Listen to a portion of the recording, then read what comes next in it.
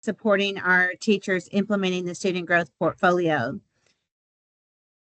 The state of Tennessee does not allow AI in our meetings. So if any AI tools are trying to join the meeting, they will not be allowed in. So just be aware of that if you are trying to use AI to come into the meeting.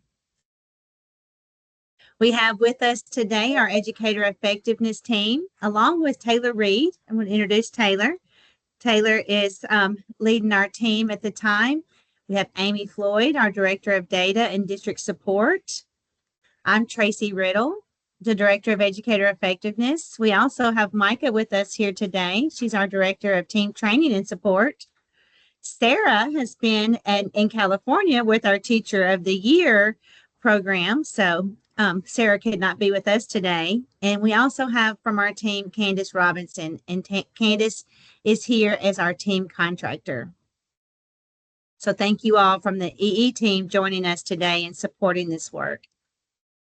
In our meeting today, I'm going to take you through the district administrator reports and show you more things that you can do with your district administrator reports.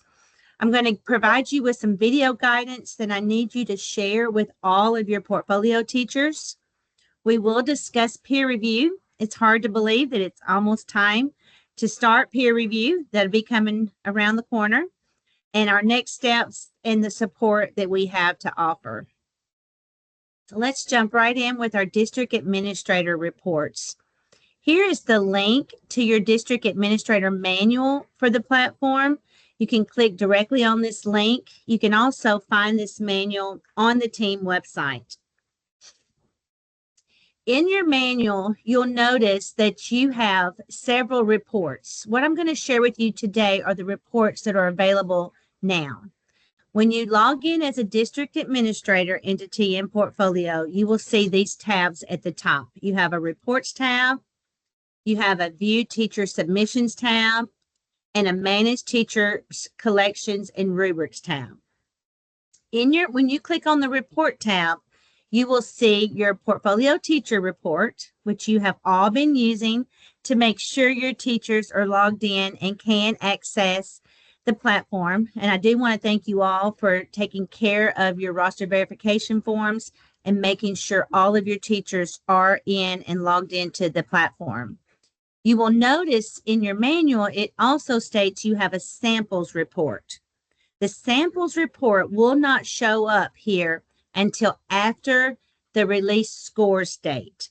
You will receive teacher scores and you will have this samples report after June 23rd, 2025. That is the date we have scheduled a release for you to be able to see the scores and all of the self-scores from teachers. You'll be able to see peer reviewer scores. That report will not be available until June. So we will discuss that report in May. When you click on the teacher report, you will notice there's a column called Portfolio Status. And I want to talk about each of these statuses that you will see next to your teachers' names. If you see this status not started, that means that the teacher has not uploaded any student work yet. It doesn't mean that they haven't logged in. You will know that they've logged in and accessed in your teacher report where it says date TNPortfolio was accessed. This means not started. They have not started uploading work. If you see the status in progress, they have begun uploading student work and they have self-scored some of the work, but they have not finished. If you see the status complete, that means that the teacher has uploaded all of the submissions that are required in their portfolio and they have self-scored everything. You will not see incomplete until after the May 5th deadline. Again, the deadline for submissions is May 5th. You can find that on the team timeline on the homepage of the team website. When you click on collection report, you will see a column that says collection and you will see a column that says scoring rubric. Remember, every complete portfolio has 4 collections. So in this report, you should see the teacher's name 4 times, and you can view what 4 collections the teacher has chosen. In the rubric column, that is the standard. So you can see what standard the teacher is assessing in that collection for each teacher on your roster. When you click on View Teacher Submissions, this is where you can see what teachers have uploaded.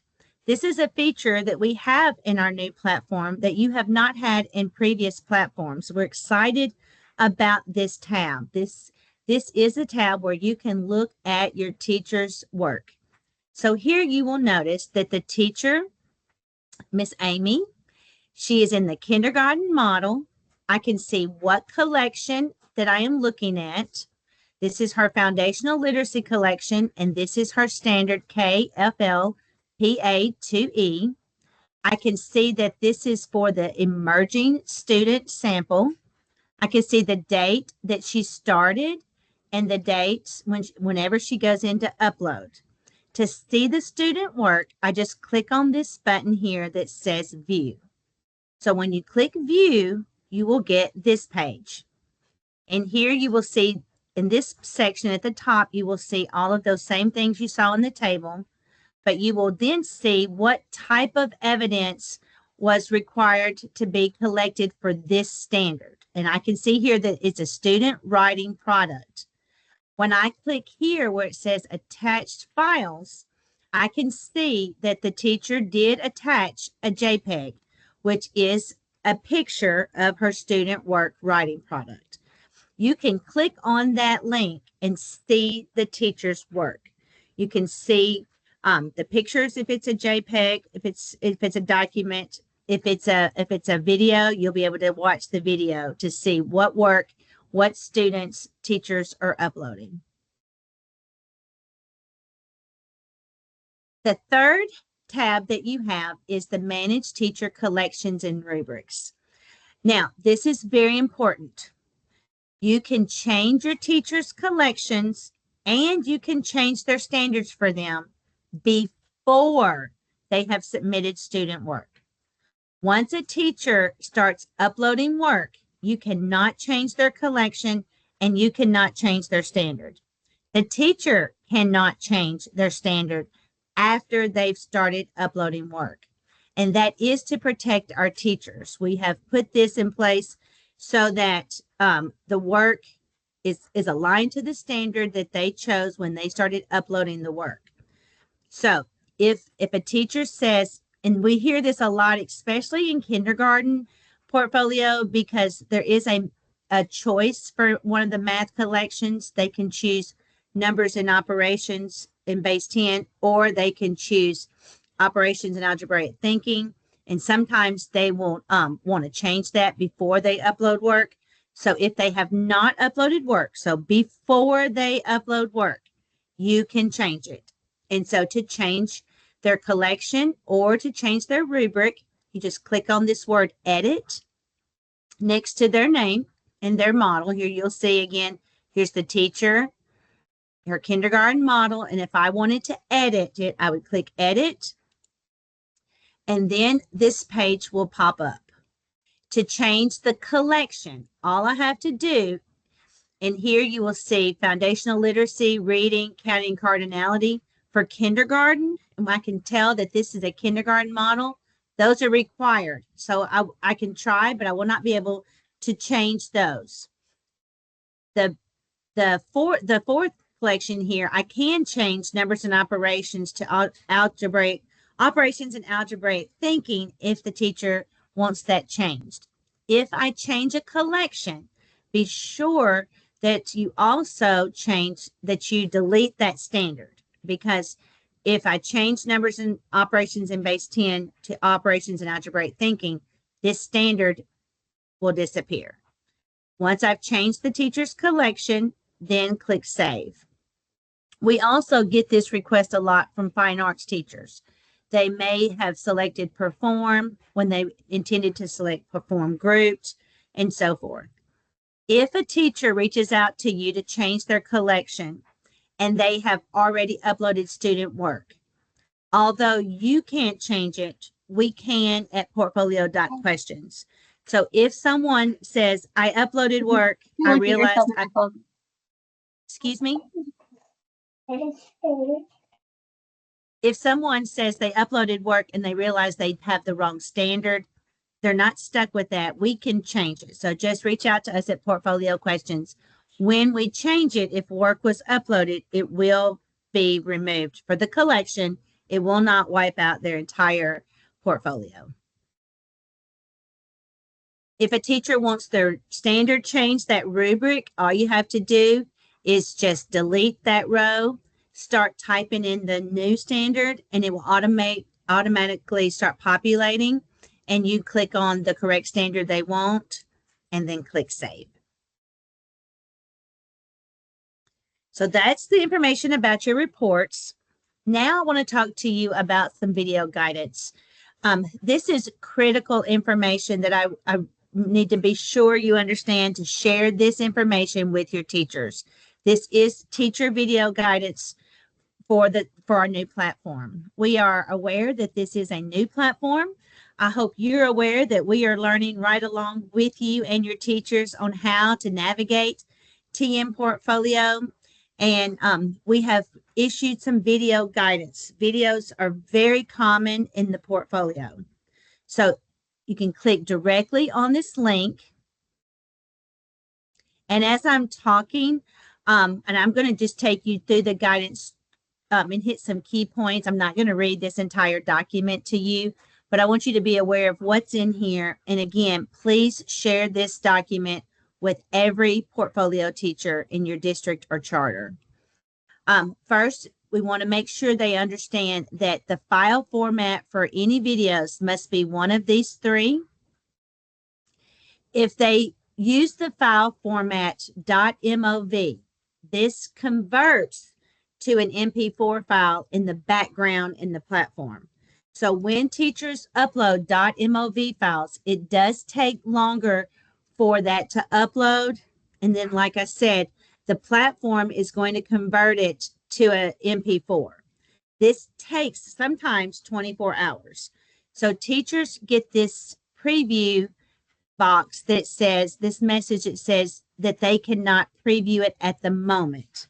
Do not be alarmed if they see this. If it's a .mov, this is going to be common that they'll see this. It will take a minute for it to be converted. If they still see this after 24 hours, if they come back the next day and they still can't preview, then reach out to us at portfolio.questions and let us know. And we can go in and check it. You can go in now and check it. You know, just go in and click the view in your view teacher submissions report. If the video is long, they should anticipate it will take longer to upload. When a teacher is uploading, they will see this blue spinning circle. This is an example of a .mov. And you can see that circle in the screenshot is starting to turn, and it may spin for a while. Give it time, just let it spin, and then it will be uploaded. The ideal file size for a movie is a 1 gigabyte, but the platform will hold files as large as 5. If a video happens to be over 5, which is very unlikely, that is a lot of space, but if it is, encourage your teacher to separate those really long videos into separate videos. The platform will allow several uploads. Here where it says upload file, they can continue to add files if needed. This is some advice on just doing recordings and setting up, saving those videos. We still get a few questions about Google Drive. The platform does not upload directly from Google Drive. Teachers, it's very common for them to save their work in a Google Drive, but when it's time to upload, they must upload directly from their device, from their computer or from their laptop. They cannot upload from Google Drive. Let's see, this is important to note, the removing of videos. Teachers can remove their videos. And I'll scroll back up just a little bit. See that X? They can click on that X and remove a video. But if they do not upload the correct video after they've removed it, it will not take it away completely. And that's to protect teachers. In the past, we have had teachers who have removed their videos and maybe they just forget to go back and upload the correct work and then they're incomplete. So this platform is protecting the teachers from getting an incomplete. They can take down anything they load up, but if they don't reload, when they click save, this video that they're trying to delete will come right back. So just tell them to keep that in mind. If they want to remove something, be prepared to upload the new work or just let the one they want to delete sit until they're ready to upload.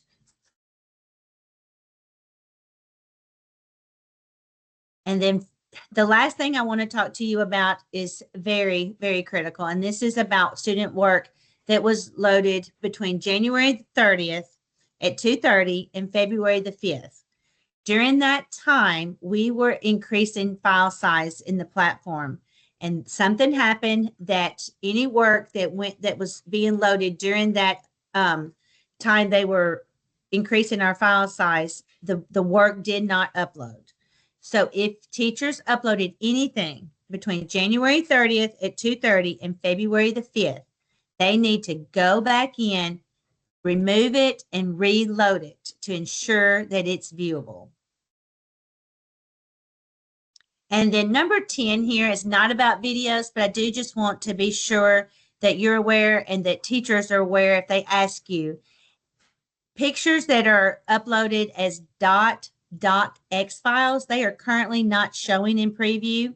Our tech team is looking into why this is happening, but currently we cannot see the .docx files. If they have loaded a file that is a .docx file and they can't see it, I encourage them to remove it, save that picture as a PDF, and then reload it. We want to be sure that peer reviewers can see the student work. If the teacher cannot see it, if you cannot see it, a peer reviewer cannot see it. So that's just to protect everybody. Currently, these files are not showing up. So I'm going to come out of this and show you where you can find this document. We have it in 3 places on the team website. On the home page under recently released, you can find this guidance document. On the portfolio platform page, in the section Portfolio Implementing Teachers, you can find this document. And on our portfolio teacher guidance page, you can find this document. If you would like to share this PowerPoint, here is the very critical information that every teacher needs to know about if they uploaded between January 30th and February 5th. Please go back and check. Take that down and reload it if you uploaded during that time. It is not uploaded correctly during that window. Okay. Finally, we're going to talk about peer review, and I'm so excited about peer review because this is the opportunity for our teachers to not only score each other's student work, but to see the wonderful things that are happening across our state as they view each other's student work. We have a peer reviewer page on our team website that I'm very excited about, and thank you to Micah Fager for her design of that page. On that page, teachers can find the application. We are looking for these qualifications from our peer reviewers. We're looking for teachers that have content area, grade level, instructional experience that are effective. We're looking for people that are very detail oriented and demonstrate that rich understanding of standards. We're looking for those that are familiar with scoring student work using a rubric and that are comfortable using the technology. We also want to hire people who are confident in the portfolio model, that it can demonstrate student growth. Most importantly, we need people who are available to conduct the peer reviews during our scoring window. If someone says they're going to be on vacation or out of town during May 27th through June 13th, Those that are available during this window, this will be the time we will score portfolios. And then finally, and also very importantly, that confidentiality piece. Teachers that can commit to being confidential in what they see and what they score in the platform. This is an application process. Applications, you can click on this link. You can share this PowerPoint with your teachers. I am taking applications through March the 28th. The applications are scored based on a rubric. That rubric is in the solicitation. When you click on the solicitations on the team website, the teachers can see the rubric that's being used to score. We will select peer reviewers based on the number of teachers and collections and what we need for this year. They will all be required to attend a mandatory meeting on April 17th. And then during the week of May 12th through the 16th, we will conduct each day of that week a different portfolio models content. We will train the peer reviewers on their model and how to score it. And we will do all of these trainings after hours. As I said, peer review will occur May 27th through June the 13th. To get paid, they must score a minimum of 20 collections. Their pay is $25 per collection, and they will also receive $50 on top of that amount they receive for their collections for attending the 2 required trainings. In April, I will notify each of you with what teachers from your district were hired to be a peer reviewer. Your next steps, and this is a link to our team timeline. If you click on this link, would be to share the peer reviewer information with your teachers, monitor their progress in your reports, share the video guidance with all of your portfolio teachers, and then ensure that they're all on track for collecting their Point B samples. Most teachers are beginning to assess this during the second semester in the end of February and in March. So just checking on your teachers to see how they're doing on collecting their samples and conducting purposeful sampling. If you have any questions, please reach out to us at portfolio.questions@tn.gov. I want to remind you, and I've said this before, if you have teachers that are reaching out to us with content questions, with basically any question that they ask us, I try to make it a practice to reply to them with you being copied. And the reason I copy the portfolio lead and their answers is so that you know what teachers are asking questions and what are those questions your teachers are asking us. And just in case someone else in your district reaches out to you with that same question, it just keeps you aware. So don't be alarmed. I don't expect you to have all these answers, but I do want you to know when your teachers are asking us questions, what information we are giving them. So I am copying you on the responses. In March, we will continue to look at the platform and talk about more reports. We will talk about how to support your teachers through that process to be complete. Again, the deadline is May 5th. If you need support in other areas outside of portfolio, you will see here what our team answers: team questions, portfolio questions, RV questions related to TBOS. Outside of the educator effectiveness team, you will see if you have questions about licensure, TASL, the universal reading screener, or assessments. Again, thank you all for coming today, especially if you're on a snow day and you took the time to join this meeting. We appreciate you. We do not have any questions in the chat. All right. Oh, how soon will this presentation be available? We'll have our recording as soon as we get our recording back from our communications team, but this PowerPoint will be available today on the website.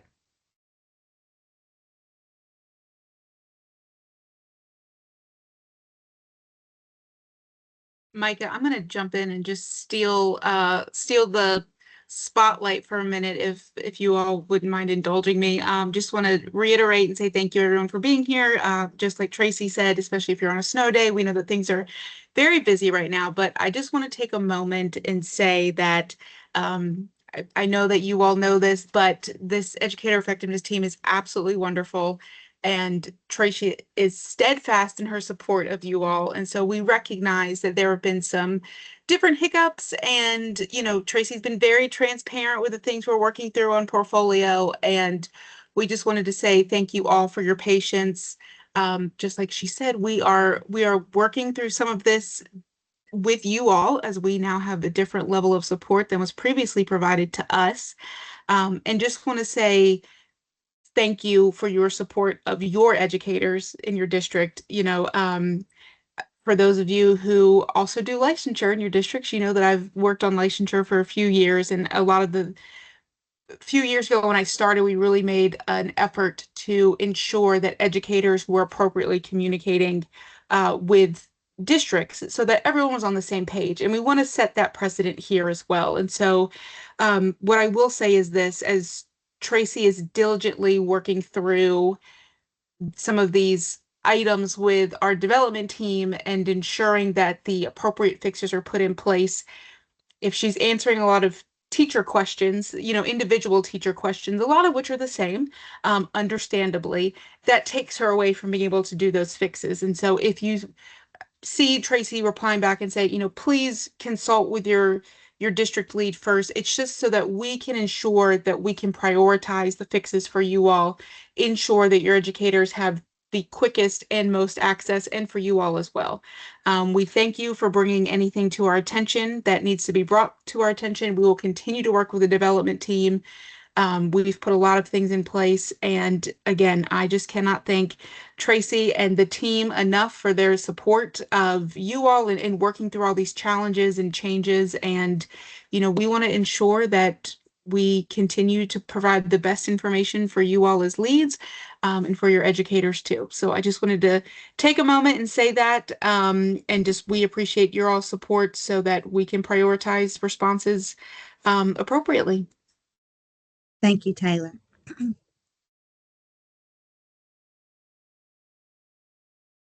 Are there any questions? Micah, you're on mute if you're saying We something. do have a question. Okay. There are no more narratives in pre-K through first grade, correct? So that's the first question. And then it says, also, when guidance says upload a summary of the story of the answer key, does that mean include student responses and correct answer responses?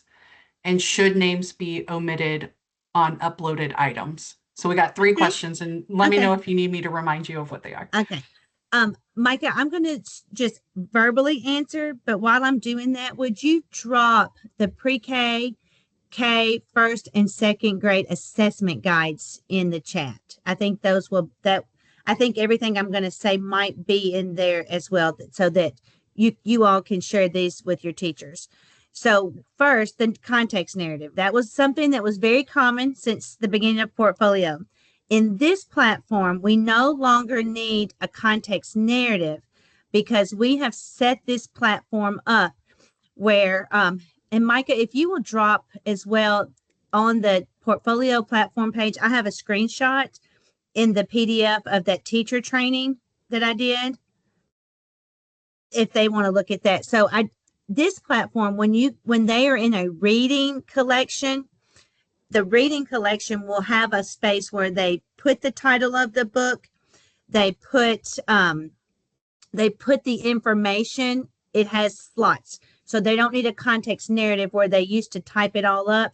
It's already on that page. And again, the teacher training that Micah will drop in the chat, it will show them that's already there. Then when they are ready to upload their most of these, I know pre-K and K, it's going to be a verbal. It's going to be the teacher is asking the questions either about the character setting and so forth, or they're asking about the informational text. So it will say upload a video, and then it will say upload an answer key. So all the peer reviewer needs in that answer key is they can hear in the video the questions. what we want, what we have been requested from peer reviewers is the answer key to have the correct answers, because we don't assume that every peer reviewer knows the text, and for them to stop scoring and to go find the text and to make sure those are the characters and settings. That's why we say an answer key. So there is really no need for a context narrative. The peer reviewers are scoring according to the rubric. So anything outside of what are the answers the student should be saying is really not necessary. And again, the platform is going to have a place for them to put the title. So that's the answer about context narratives. So no context narratives are needed. The only model that does have a context narrative is fine arts. And that is in the portfolio teacher and administrator guidebook. So it'll talk about context narratives there too, Micah, if you want to drop that in the chat as well, if somebody needs additional information to give their teachers. So when it says the guidance says upload a summary of the story of the answer key. So I think I answered that in my explanation of the teacher can say, these are the questions I ask, this should be the right answer. Again, just tell them to think of it as, if someone didn't know the text, how would they know that the student is saying the right answer? So they want to write out their question, who was the main character, and then answer. They don't write students' responses on this answer key because, again, the teacher can see, the peer reviewer can hear the video. They know what the students' answers are. All we need in that answer key is the answers that should be. And students' names do not have to be omitted. It's not, it's fine if a name is on there. If a teacher wants to white out the name, that is fine as well. Actually, when the name, at least the first name is on there, that just solidifies that it is the same student at both point A and point B. So personally, I like it when I know for sure that Sally's work was A and B. So names on there, that's really irrelevant. It's fine if they're on there. It's fine if they're not. Does that answer all of your questions? Did that answer everything, Micah? I hope so. Okay, I think good. so. Any other questions? This is Karina. I'm just going to come off it's easier just to say it than type it. Okay. I was reading in the commissioner update, and this may not pertain to portfolio at all, but when they're videoing the children or recording the children, it was stating they needed to sign like a release. What are we doing that for portfolio, or is our district release, will that cover the portfolio part of recording? Thank you. Yes, and thank you for asking that question. That is something I keep forgetting to bring up at the portfolio office hours, and I have gotten that question in portfolio questions a few times. So the answer is, you do not need a separate you don't need separate document for portfolio. We talked about, Martha and I talked about this when the law was passed, and we found out that your district media release forms that you've been doing for years, if they are signed and you have permission to videotape, take pictures of students, Okay. that covers you, just making sure you have it on file. And if any student's parent says, no, they cannot, their picture can't be taken, or their video, if they can't be seen, then don't use them in the portfolio, unfortunately. Okay. But yes, you're current. You don't have to do a separate document for this. Because I thought, we haven't done that, so. No, you don't have to. You don't have to. We're right. Covered. Thank you. You're very welcome, and thank you for asking that question. Any other questions?